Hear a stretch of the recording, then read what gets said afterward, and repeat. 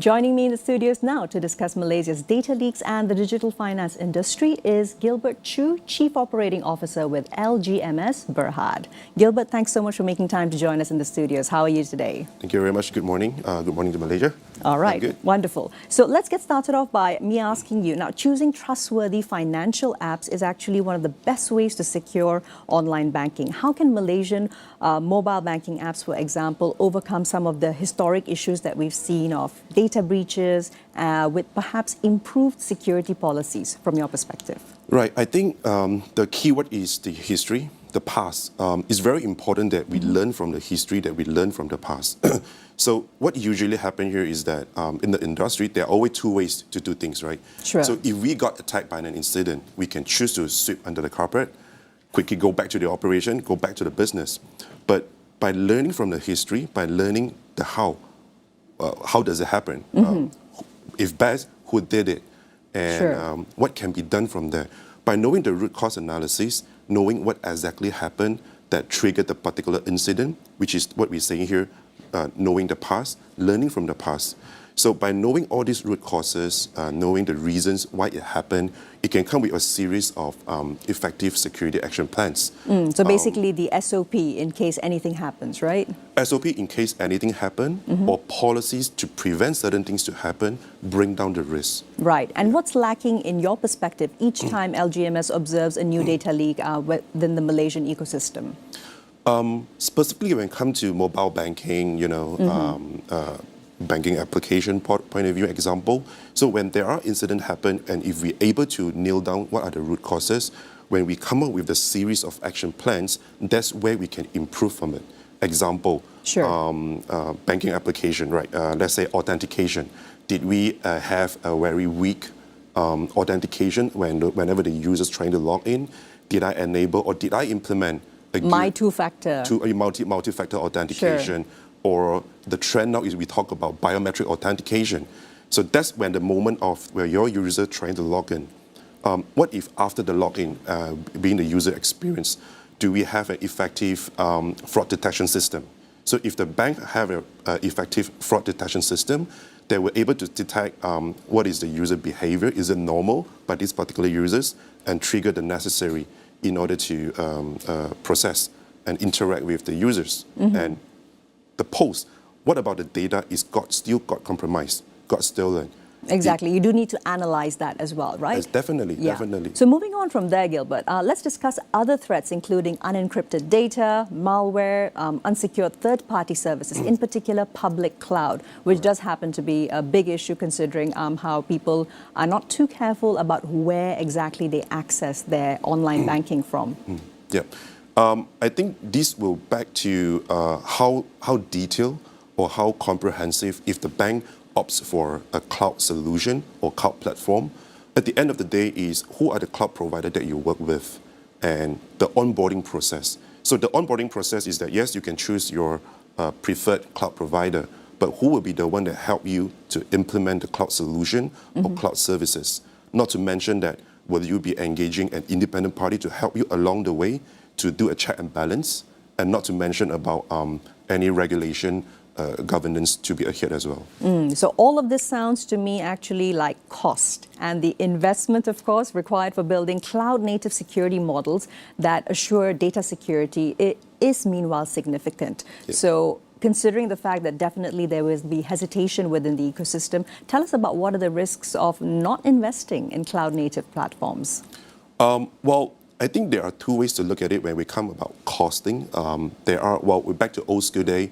There is a lot to be more manual. The technology is a little bit behind. That will actually increase the manual cost, including people, including complicated processes to get one things done, which that's not the market going to. Catching up the pace with how the users want to interact with the application to get things done may or may not the old school way will not able to support that kind of pace anymore.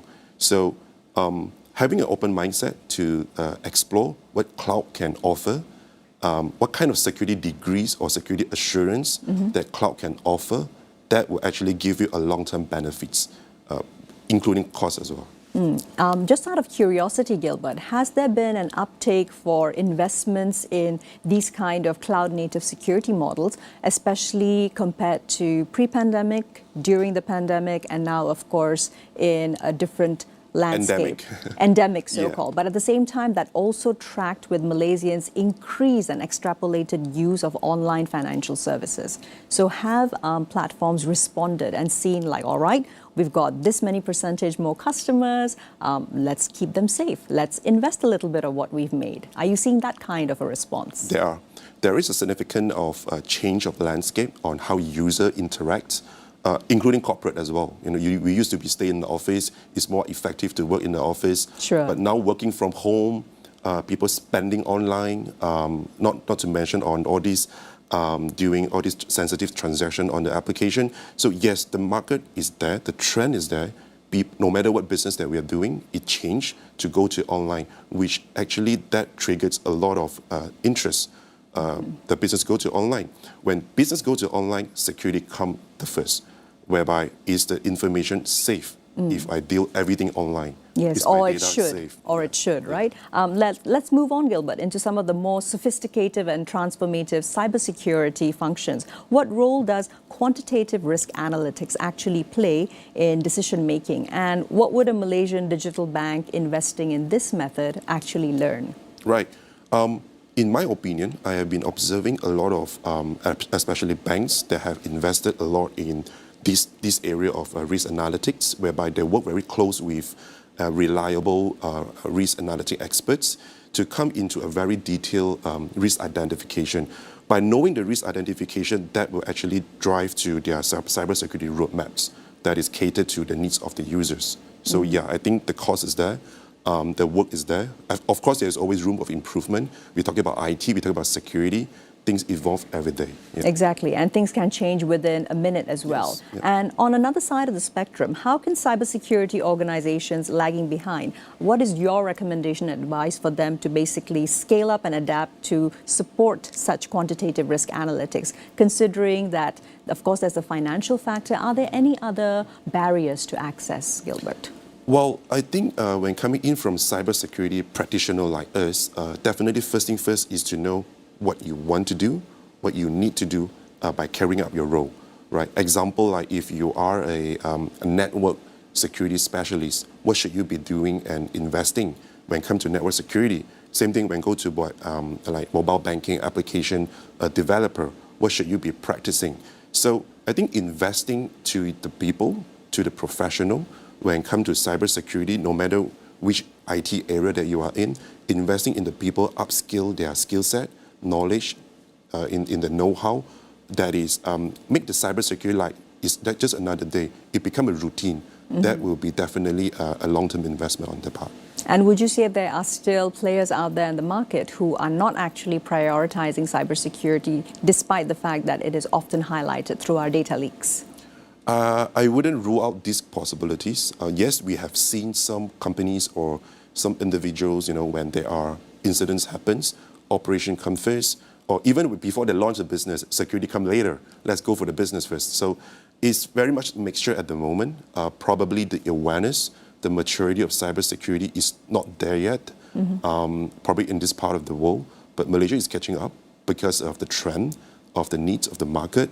So consumer demand comes first, yes, right? Yes, correct, yeah. Absolutely. All right. One last area I'd like to touch on, Gilbert. What are the essentials of a consortium sort of approach to form a digital bank with a successful proposition for, of course, customer loyalty and trust via definitely ensuring data protection? Right. I think this is critical, important when the management or the stakeholders coming in from different background, different expertise with different experience, they come in together and have a very clear vision and strategy.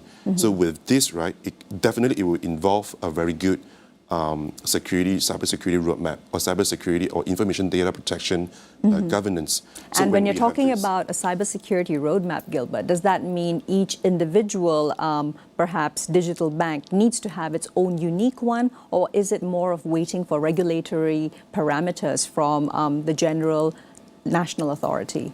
definitely it would be best if you can have your own cybersecurity roadmap, because this roadmap is not only a complement to what the regulatory want, but it is also aligned with the international markets, what is happening in another part of the world. In security, there's a lot of frameworks, there's a lot of trend that's happening. We used to talk about IT, now we talk about OT, we talk about testing the microphones, we testing the cameras. So all this has become a trend. So looking back to the business, what is important to you? Know where is your risk appetite when it comes to cybersecurity.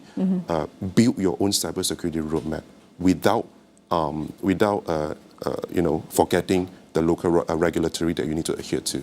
All right. Thank you so very much, Gilbert. That was Thank a you very fantastic much. nutshell looking at data leaks as well as online financial security. Thank you very much.